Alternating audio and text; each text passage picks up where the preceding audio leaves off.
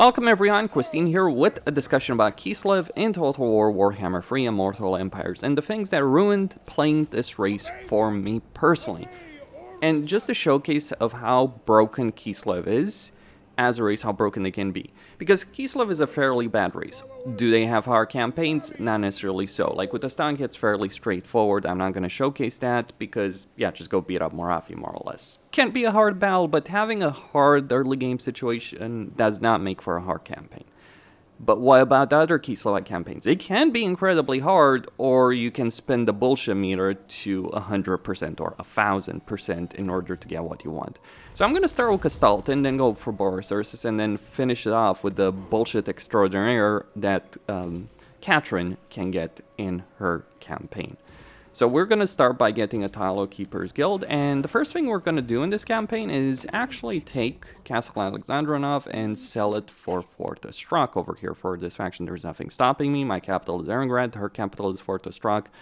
We don't like each other, of course, but there is nothing inherently in this campaign stopping me from doing so. And in fact, we can go even further in this campaign, and we can recruit an Ice Witch Lord through the load save character system over here. The one I probably would want, I would want growth, but not over there necessarily. So what do I want over here? What kind of Ice Witch bullshit do I want? Let's go with the one that can increase Patriarch capacity.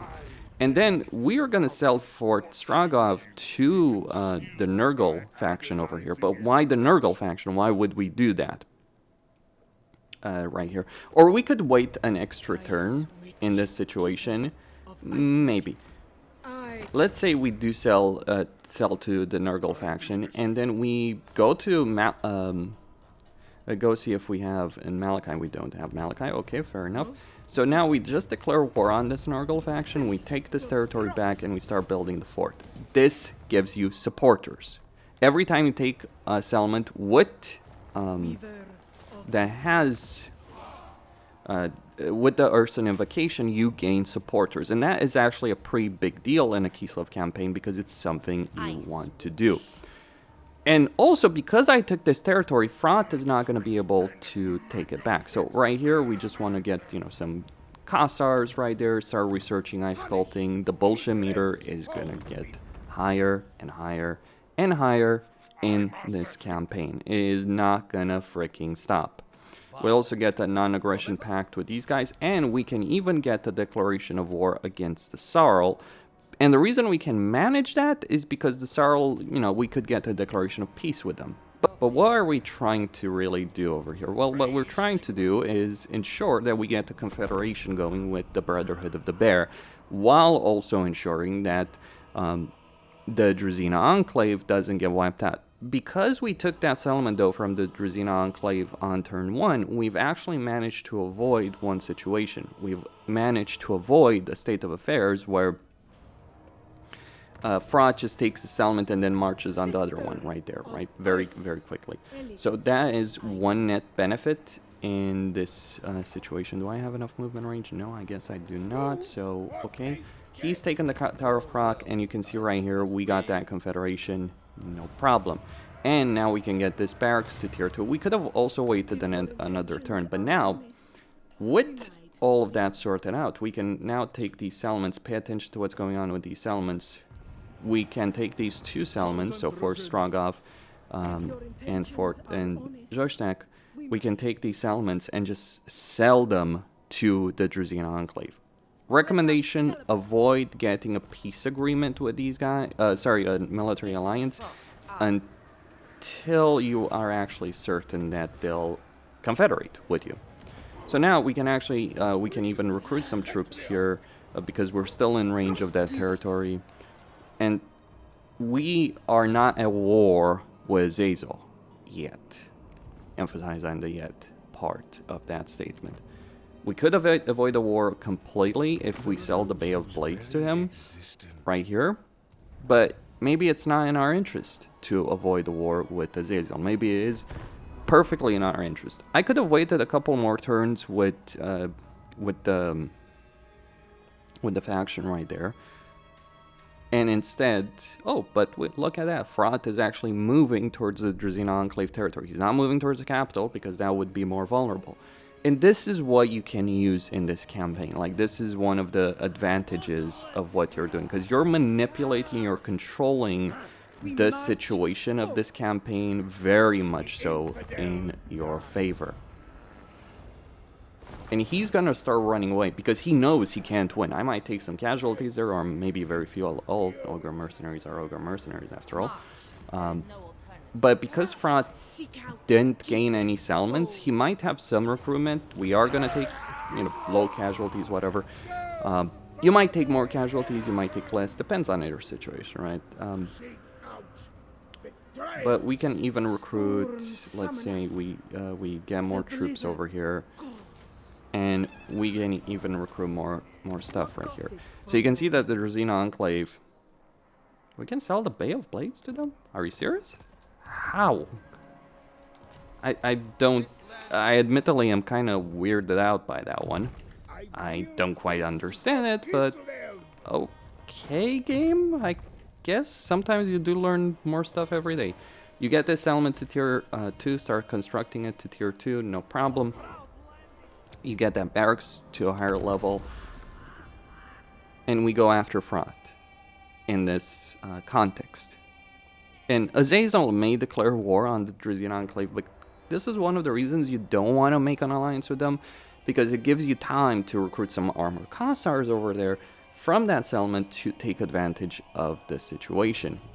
And we might just be able to force the Confederation for this. Once that's done, you might say, oh, you just bankrupted yourself. Did I? That's an interesting little debate. I think I didn't.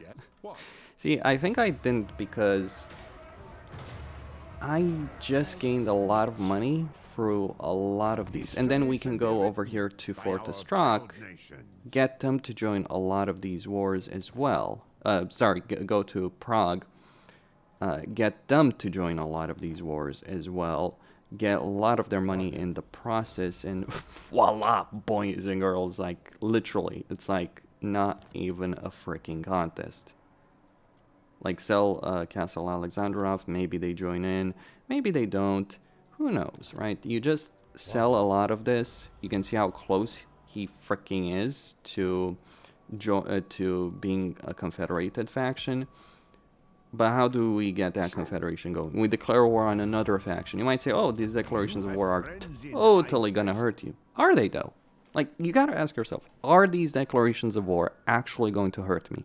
Genuinely. Like, I could understand, you know, if I declared war on Aslan, that would hurt me, but in this situation, not really. So, you can see over here that all of Kislev is under my freaking control by turn 8. And this was not even necessarily the fastest path over here in a campaign like this. We go over here, we take this settlement, we can even get a peace agreement, we get more supporters right here, and we can go onward in this affair. Like, oh, help it. Do we need help in? Not really. Our economy is not that great, right? So let's have him fight with us against a common enemy.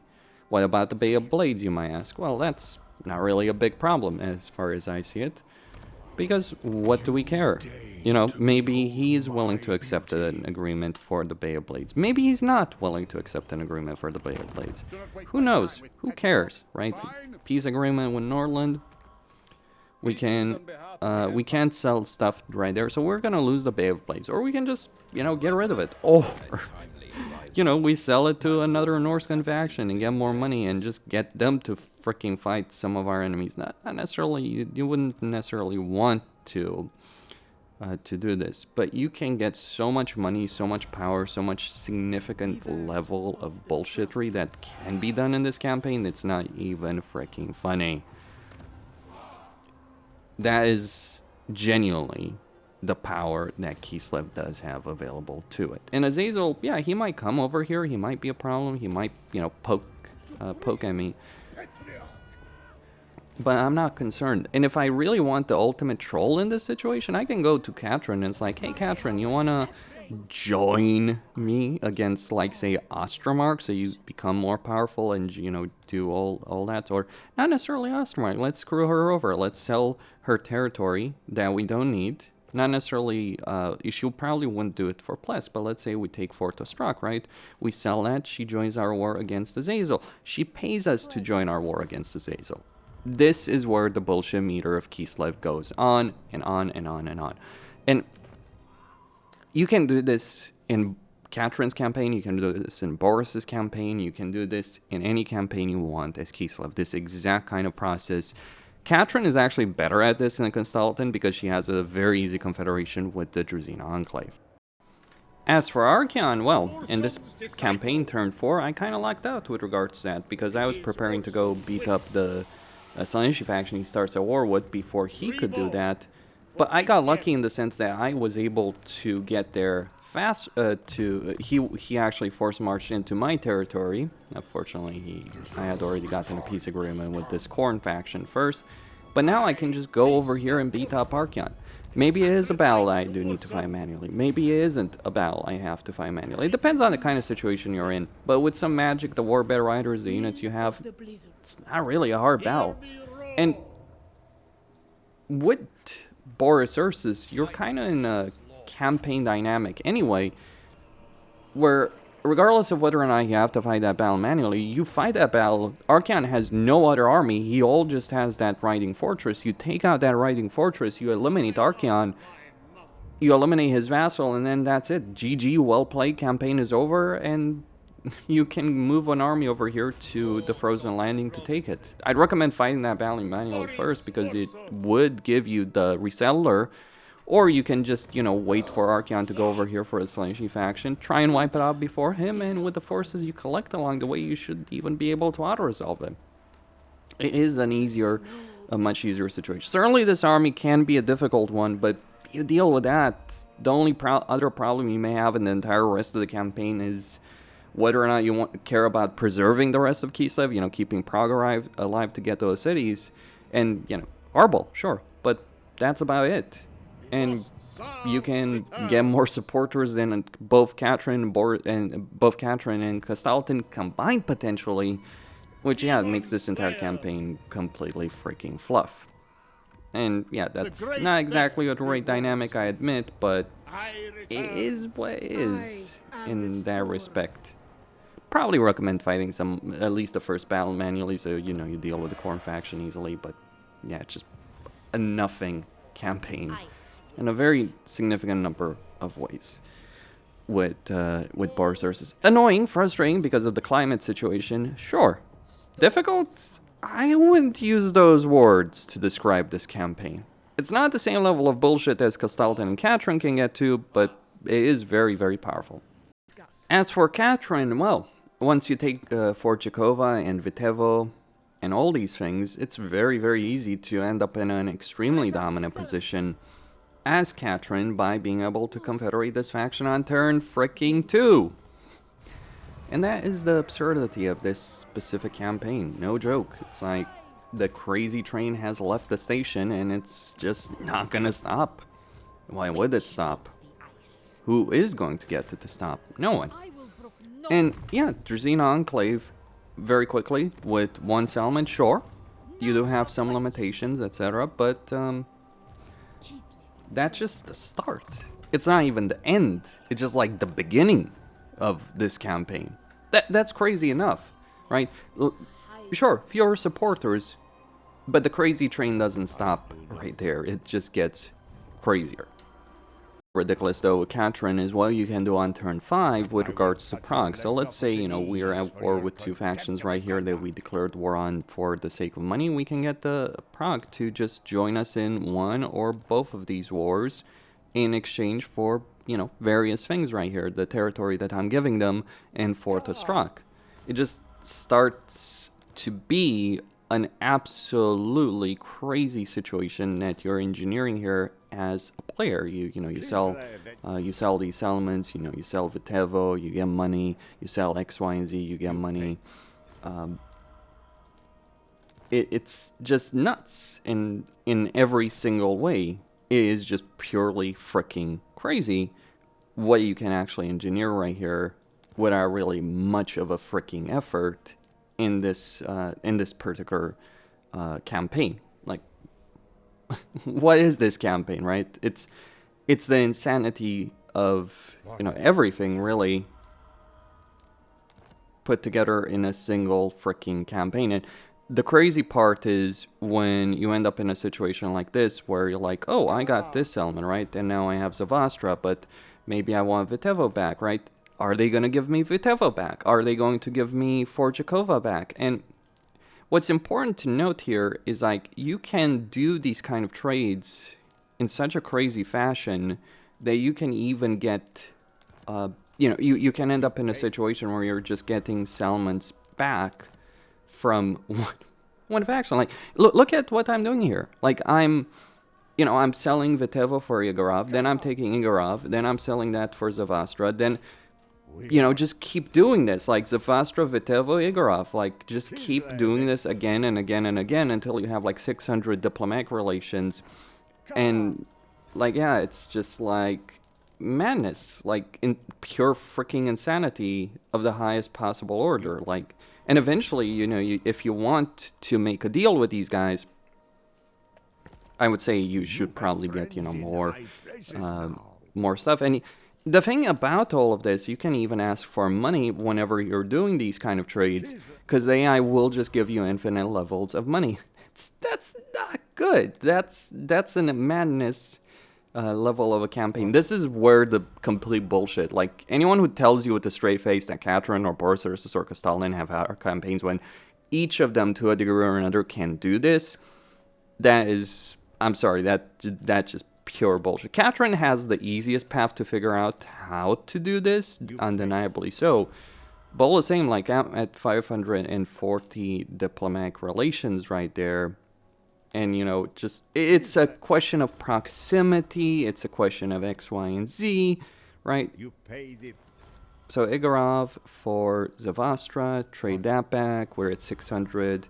Now we can maybe, you know, get defensive alliance. Or, yeah, let's just go with the defensive alliance. Oh, they might now be willing to join our wars right now. They might not be willing to give us what we want for the moment. But kind of is irrelevant, really. Because our diplomatic relations with these guys are so strong right now, and we've gotten so much money from these guys as well, that we've literally bankrupted them. We've stopped their campaign progress. We can even get a military alliance on the next turn. And when we are at that next turn, we can just like, oh, okay, what do we do here? Like, right, who do we declare war on? Who do we screw over right now to get these guys to join in our wars one way or another? Like, that's -9, okay, that's not going to be enough. Who else do we declare war on? Who else is the victim, right? Because factions will not just break their alliances with you easily.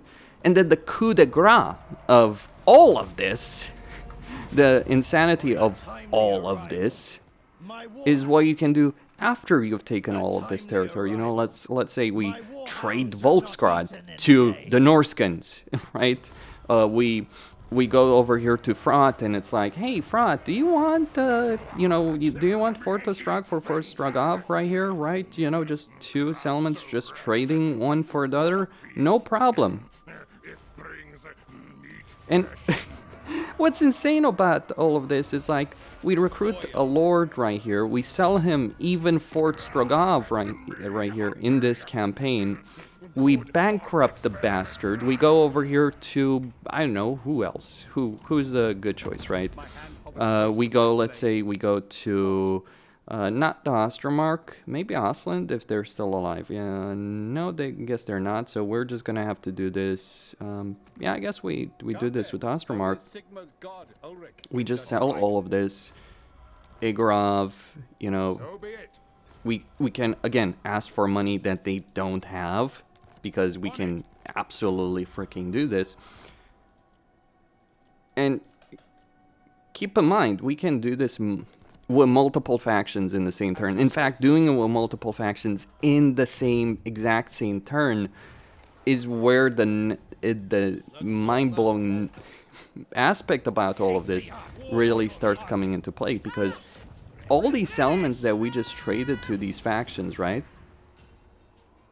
all of this that we just took, we can just take it over. It doesn't matter if there's an army next to those settlements. It doesn't matter what's, you know, going on over here. Is he at war with Azazel? I don't know if he is. Yeah, he's at war with the Brotherhood of the Bear right there. So, yeah, it's like, oh, hey, Castalton, would you mind dealing with a Skaven for me? It's like, no, I will not deal with the Skaven for you. But we can sell, you know, stuff that we don't need for him. We can sell Fort Ostrak to him and get him to commit to war against the Skaven, or not, right? I switch. And obviously, he might, you know, that Skaven army might pursue us. That is a problem, but every time we're taking any of these settlements from any of these factions, we're not just gaining them back. We're gaining 5 supporters for each of them. And because of all the region trading we did, yes, Castalton was not going to join my war against Ostermark. That was a mistake. You just got to play that.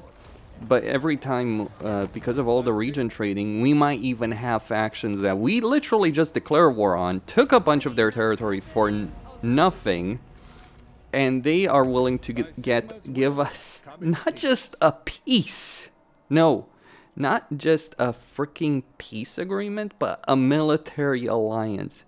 That is nuts. That is pure freaking insanity of the highest possible order you can imagine in this game. And that's not all. Like, you maximize your supporters, you maximize, and I could just go over here and it's like, hey, Azag, you want Fort Jakova, Vitevo, Igorov? And it's like, get 5 supporters for each of them. Talabayam, Draika. I could have done it with Norland had I not declared war on them. I could have done it possibly with Osland had I not done certain things with Osland, if they hadn't been wiped out. You can do this on such a ludicrous level that you can get, I don't know, 200 supporters within a couple of turns. It's like, oh, but the diplomatic penalty, factions are going to hate you. So what if they hate you? Like, who's going to attack you? Like, you can, and some of these region trades, like, if I go to Draika over here, just to give you guys an idea right here, if I go literally to Draika right here, because diplomatic relations have not been updated, if she had one of these territories, I could literally take Naganahof from her, sell it to Azag, and provoke a war deliberately between Azag and Draika, so my southern flank is secure. And the reason Kislev gets, the reason this is particularly obnoxious with Kislev, what I just showed you, is not just the fact that you can region trade, right? That's something any faction could do. What makes it particularly obnoxious with Kislev is the supporters that you gain, first off. 2, it gives you a lot of money that you don't otherwise have, because Kislev's economy is really weak. So who needs to worry about economy when you can region trade? Like, it's one thing to trade territory you don't want to another faction. I've done that in many campaigns. But it's another situation altogether when you're region trading or region swapping, then region swapping, then region swapping again and again and again and again, because that is the best way to play the campaign. And that's the thing. Like, I've played a Grombrindal campaign. I did not do this. I sold some territories to certain factions, got a lot of money, but I did not take money they didn't have. I took money they had. I wasn't abusing or cheesing systems. But if you don't do this as Kislev, you're screwing yourself over. That's the difference between a good race and a bad race. In a good race situation, you might do this occasionally to get ahead and all that, but you don't need to do it. In a Kislev campaign, you can choose not to do it. You might as well slap your face, slap yourself, because that's what you're doing really there. You're like, just like, oh, I don't want to do this. You're being stupid, essentially. That's kind of the problem. You may not like the rules of the game. You may not like the incentive structure, but it is there. You may choose not to play the game, but the game still is there. And I'll end this with something just of an experience that I had playing on a high level in World of Warcraft. It's kind of like that same mentality. Like, you can ignore what is available in a legitimate fashion. That doesn't mean other people won't use it. It's a single-player game, sure. The comparison doesn't apply.